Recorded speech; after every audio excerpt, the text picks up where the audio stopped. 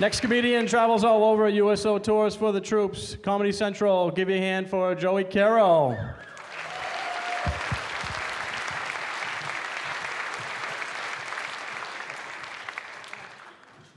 Good Lord, one more time for Tim, folks. Ow! Good to be here. Stopped by my mom's on the way up tonight, out of her mind. 78 years old, takes these little steps everywhere she goes. Because I tie her sneakers together? She kept losing one. No. Everybody tells me, Joey, your mother is so cute, your mother's adorable. My mother looks just like E.T. in a house coat. I mean, crazy old hypochondriac, goes to the hospital every day with a new problem. Last week, testicular cancer. Like, Mom, knock it off, Mom, will you? How can you get that? She looked right at me. Your father gave it to me.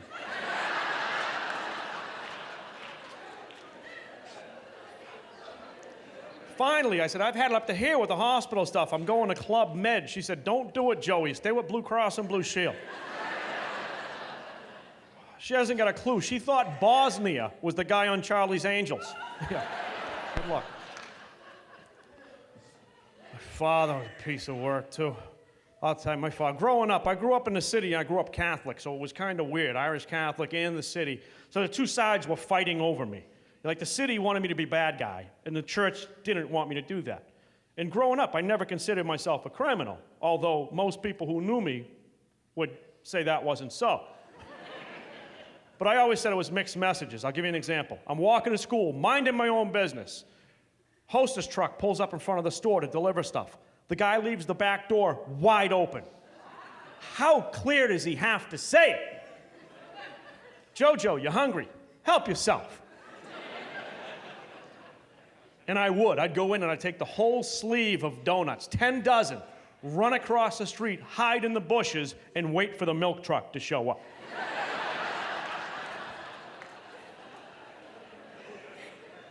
That's when the cops would show up, and I'd have to duke them a few boxes and get them on my side. They were good sports. They'd get on the radio and tell me what time the milk truck would be there. We had an arrangement at that point. But again, mixed messages, you know what I mean? Coca-Cola plant right near my house, they chained the gate shut. That's a pretty clear indication they want me in there. But no barbed wire on top of the smooth fence. Again, Jojo, have a Coke and a smile, call it a day. But my father was first generation born in this country, and he was trying the best he could, but he didn't have the skill set to show any encouragement or love to his son. You know what I mean? I'll give you a true story. I was once choking on a chicken bone. My father wouldn't put his arms around me to give me the Heimlich. He just looked at my mother and went, relax, Mary, if he doesn't make it, we'll have another one. I pulled myself on the table till the bone was dislodged. He just had no encouragement in him. It wasn't who he was. Like, he had a conversation with me early on, and he said, look, Joe, he goes, I know who your kids are running with. I know who your friends are. They're nothing but trouble, and I have no illusions about you. You're no good either. But I'm going to tell you something. You get caught, the cops grab you, your friends get away, you keep your mouth shut, you take your beating like a man. Do you understand me? And I went, I do. He goes, do you have anything to say? And I went, yeah, I'm 5.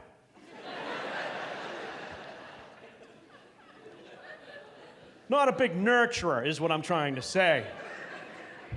Like, he had these sayings, again, no help at all. You know what I mean? He used to say this all the time. I got more brains in my little finger than you got in your whole head.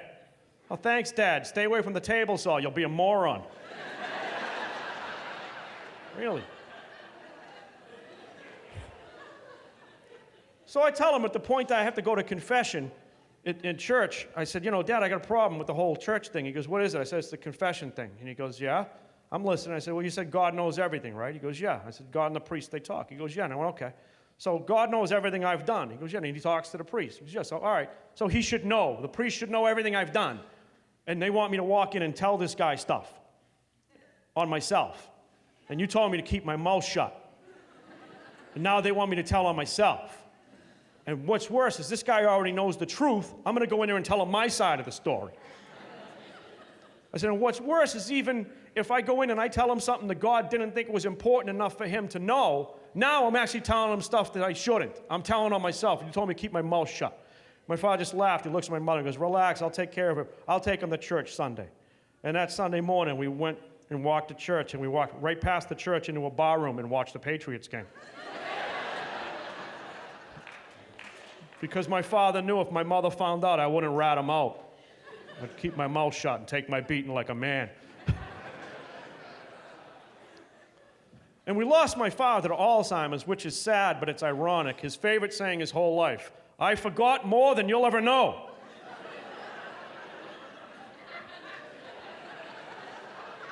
How's that working out for you, old man? I finally get him back. I said, Dad, I know more than you can remember. Yeah, he had the last laugh. He said, and you are? This is terrible, terrible. It's awful. In the last year of my father's life, we had to put him in a nursing home. We didn't want to. We had to because he was just too much to take care of. He was like having a toddler that drank and smoked. But he didn't drink and smoke like a regular toddler.